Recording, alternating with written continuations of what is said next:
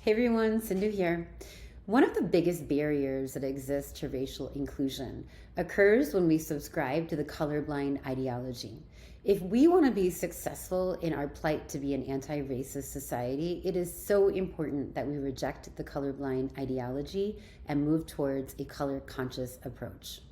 Colorblindness is the idea that ignoring or overlooking racial and ethnic differences promotes racial harmony.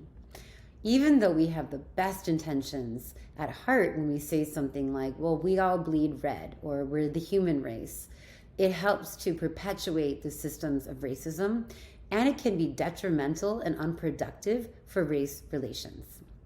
Colorblindness has been a popular ideology in the US since the mid 80s, and it was made popular in 1986 by former President Ronald Reagan. And this ideology was taken from Martin Luther King's famous I Have a Dream speech, when he states that we should judge a man by his character and not his color. King's words were used to inject the idea that if we just stop paying attention to race, then racial tensions and racism would end and we would be a more harmonious and unified society. This was not the intention of Dr. King's words, and that one sentence has been and was taken out of context over and over again. When Dr. Martin Luther King called for individuals to be judged by their character rather than their skin color, he was not calling for colorblindness, but he was calling for racial equality. However, because his words were used over and over again by politicians and church leaders, the colorblind ideology became a popular idea that is still held on today by many across different racial groups.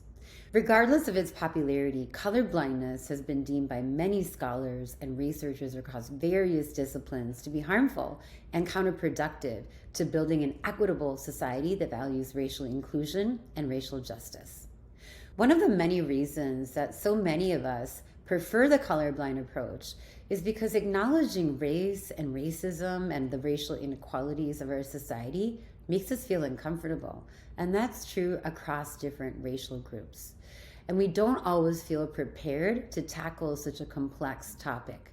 But if you are really committed to anti-racism and racial inclusion, I want to encourage you to think about the words of James Baldwin, who said, "You cannot fix what you cannot face." So in order to challenge racism and racial inequalities, we have to be able to face and talk about them.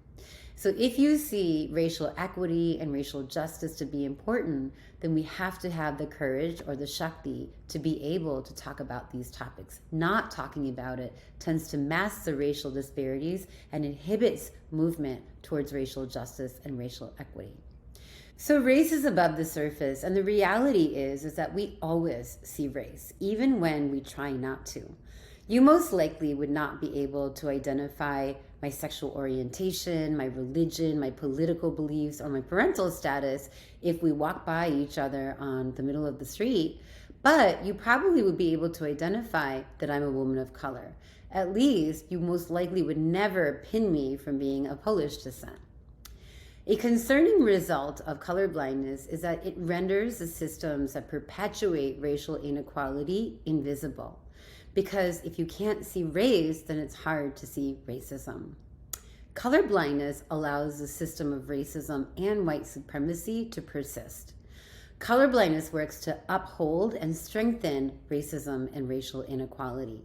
So we can think about some of the long-standing racial disparities within education and medical field to understand this. Black preschoolers are around 3 times more likely to receive out-of-school suspensions when compared to their white counterparts. Now, this has been something that has been going on and studied for over a decade. We can also look at the maternal mortality rate. According to the CDC, Black women are almost 3 times more likely to die from pregnancy-related causes than white women in the United States. So clearly, race does matter, and it impacts the experiences of Black, Indigenous Americans of color. And a colorblind approach will only work to perpetuate and strengthen these oppressive realities. Blindness also renders important parts of people of color invisible. So when you say you don't see my skin color, you're implying that color of my skin is a problem, or that there is something wrong with seeing what makes people of color different. They're different hues of black and brown.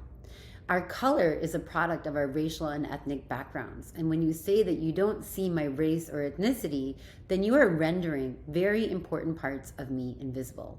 Because my Indian ethnicity and Indianness has a huge impact on who I am. From the language that my family and I speak, to the level of respect that I give elders, to my love for spicy food, to my religious beliefs, to the cultural rituals and traditions that I follow. If you're saying that you don't see that, then you're really not seeing me or my culture. Colorblindness is not just pretending that you don't see someone's skin color, it's also being blind to someone's culture. So colorblindness is really culture blindness. And we never want to be blind or erase someone's culture, because our cultures define how we live our lives, what we believe, value, and how we behave.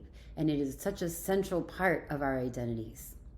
So if you're committed to anti-racism and racial inclusion, then it's important to reject the colorblind ideology and embrace a color or culture conscious one to help dismantle the pervasive systems of racism and help to affirm the identities of Black, Indigenous Americans of color.